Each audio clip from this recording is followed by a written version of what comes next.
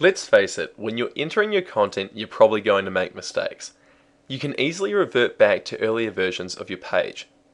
When you click on the Versions button, it will list all of your page versions since the website's creation. The easiest way to check which version of the page you'd like to roll back to is simply click on the page names link. This will bring up a preview of your page. Once you find the page version you'd like to roll back to, simply click the box next to the page version and click Approve. The approved version of your page will appear in bold and is live to the public. That is, if your site is live to begin with.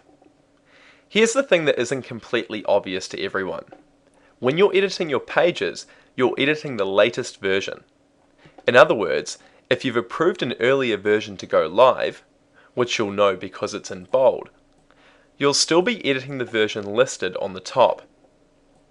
That means that when your site is live, you can take your time creating the content for the page, and only when you're ready to make the changes do you go live and publish and approve the version. If you've made a mistake and want to completely revert back to an old version and go back to editing that version, you can. All you need to do is delete the versions at the top until your approved version is sitting up top. When you next go in to edit your page, your old version will be editable. When you save your page by exiting edit mode, you're prompted to enter a comment. This is where the comments column comes in. When you make a major update on your pages, it's a good idea to quickly leave a comment on the changes that you've made so it's easier if you ever need to revert back.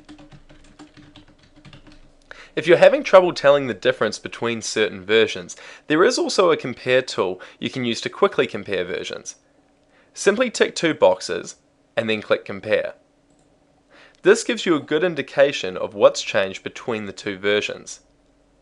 The content in green is the content that's been added, and the content in red is the content that's been deleted. It's not perfect, but it does give you a quick indication if you've got a lot of versions to overview.